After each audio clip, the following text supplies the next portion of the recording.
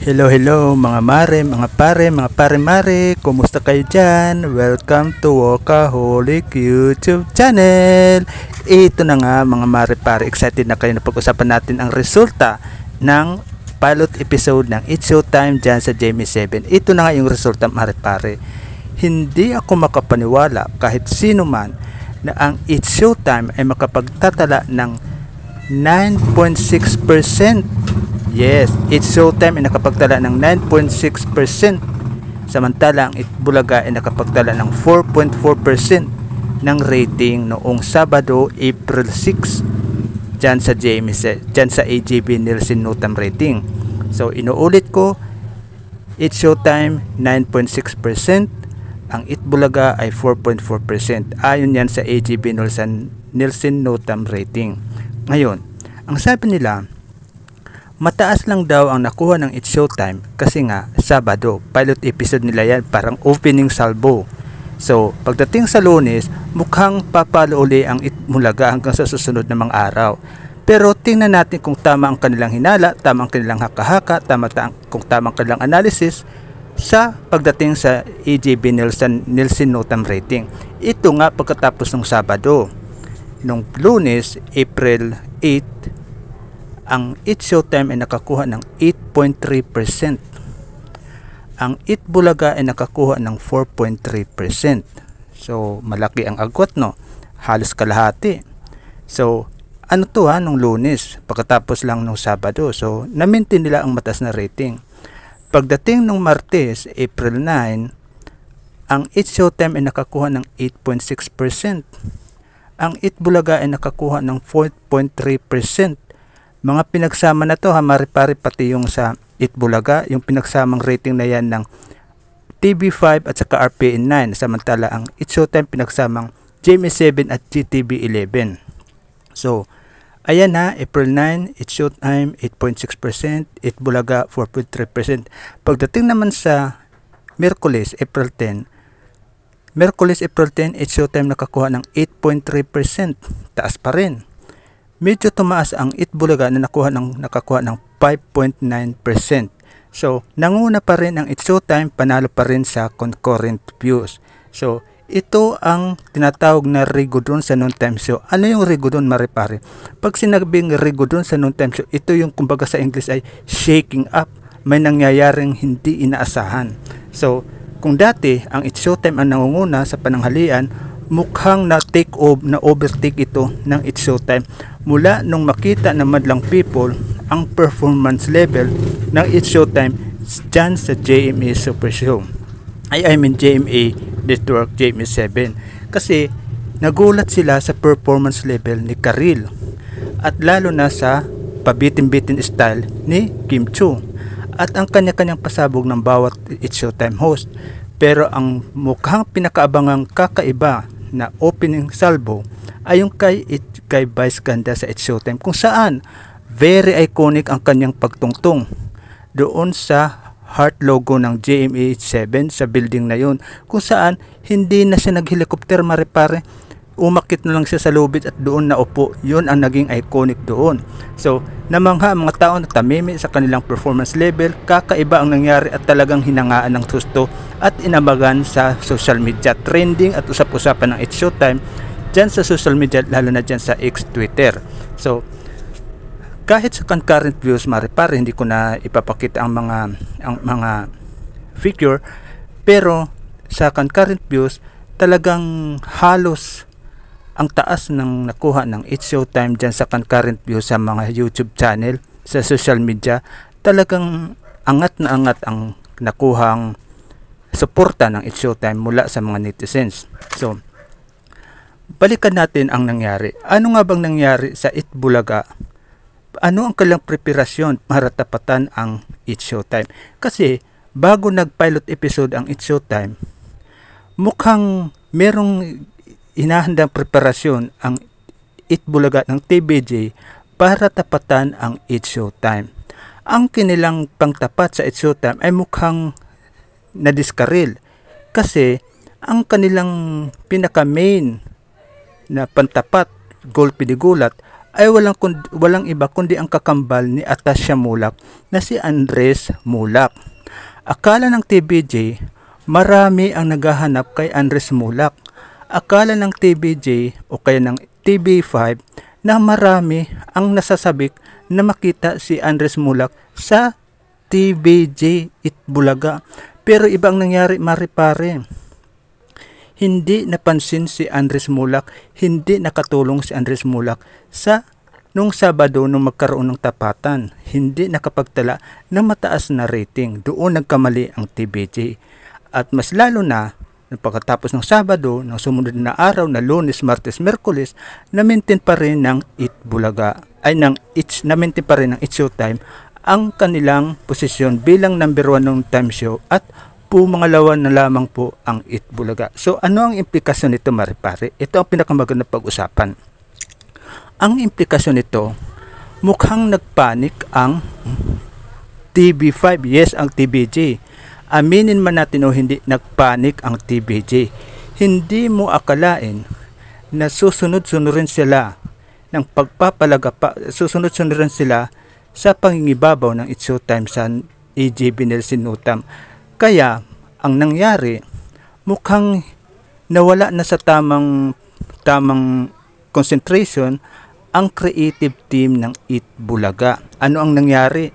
Nagkaroon sila ng isang episode na kamukha ng It's Showtime, yung dating game ng It's Showtime na ginaya ngayon ng Itbulaga. Nung magkaroon ng dating game ang Itbulaga at ginayang It's Showtime, umani ang Itbulaga ng sarit-saring negative reaction na mula rin sa kanilang mga tagahanga at taga-suporta. Kasi, bakit nga ba? Ang TVJ ay well known sa pagiging original. Ang TVJ ay well known sa pagiging unique at walang katapat. Kasi nga nandyan si Joey Henyo. Kaya nga binansagan si Joey De Leon na Henyo eh. Kasi siya ang nag-iisip ng mga portion o episode sa Itbulaga na walang ginagaya at sila ang ginagaya. Pero dito sa dating game na kanilang binuo, mukhang sila ang nanggaya ngayon sa It's Showtime. So ibig sabihin, nagpanik ang TVJ, ang team ng Itbulaga, ang creative team ng Itbulaga ay nagpanik at walang maisip kundi gayahin na lang ang dating game ng It's Showtime. Pero iba nga lang ang title dahil ang title ng Itbulaga ay My Boyfriend. Samantala ang It's Showtime ay My Ex Especially For You. So kahit ano pa ang sabihin ng Dabarkads TVJ, talagang iisa ang sinasabi ng mga netizens pati yung mga supporter nila na nanggagaya at walang originality. Dapat daw may originality. Sila na rin ang mga supporters ang nagsasabi na wag na makipagkompetensya, magpalabas na lang kung anong kagaya ng dati na walang iniisip na kompetisyon o ano. Total, ang Itbulaga naman ay well known na sa pagiging original. So mukhang hindi umubra ang dating game na My Boyfriend ng Itbulaga. Dito, mapapansin na talaga namang nagpanik talaga ang team ng Itbulaga, ang creative team ng Itbulaga, dahil wala na silang maisip na pwedeng ipantapat, lalo na't sunod-sunod silang nauungusan ng It's Showtime dyan sa AJB Nelson Nutam rating. Ang kanilang pinili na pangtapat sa It's Showtime sa Sabado ay si Andres Mulak. Napaka simple ng kanilang pantapat. Si Andres Mulak na akala ng creative team ng Itbulaga o kaya ng management ng TV5 na malakas ang haltak ni Andres Mulak, lalo na magkakaroon sila ng tandem dyan ng kanyang kakambal na si Atasha Mulak dyan sa Itbulaga. Mukhang nagkamali doon ang creative team. Akala nila merong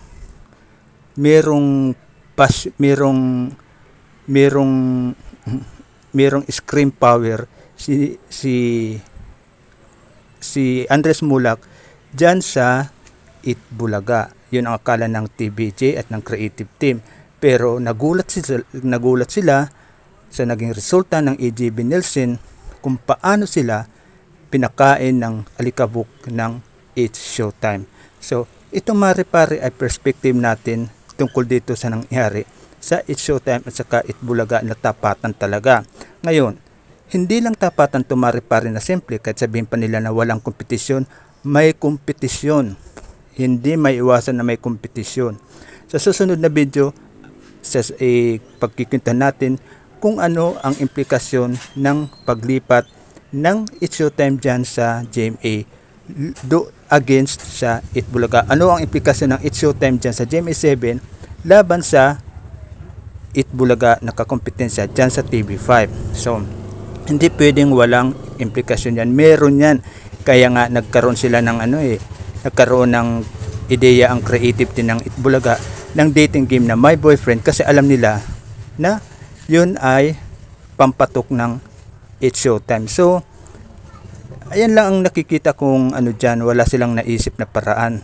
Lalo na't hindi umubra ang power ni Andres Mulak. Akala siguro ng creative team ng Itbulaga na papatok ang presensya ni Andres Mulak. Akala nila si Andres Mulak ay may staying power sa stage at sa TV.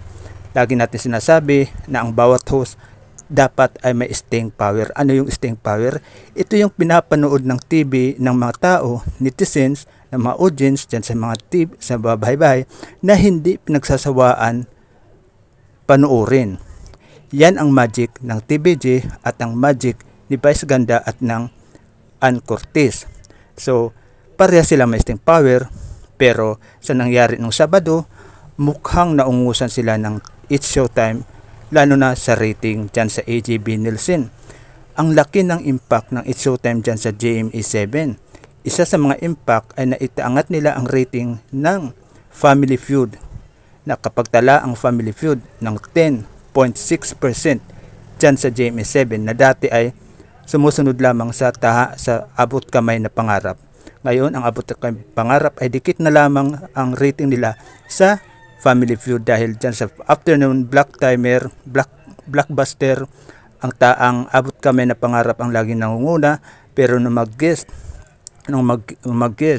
ang It's Showtime sa Family Feud, naging number 1 ang Family Feud sa afternoon blockbuster. So, yan mare-pare malinaw, ha?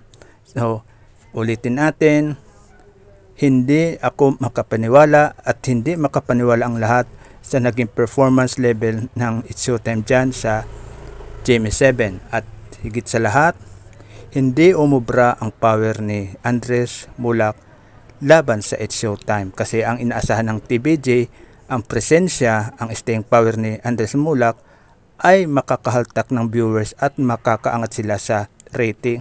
Siguro,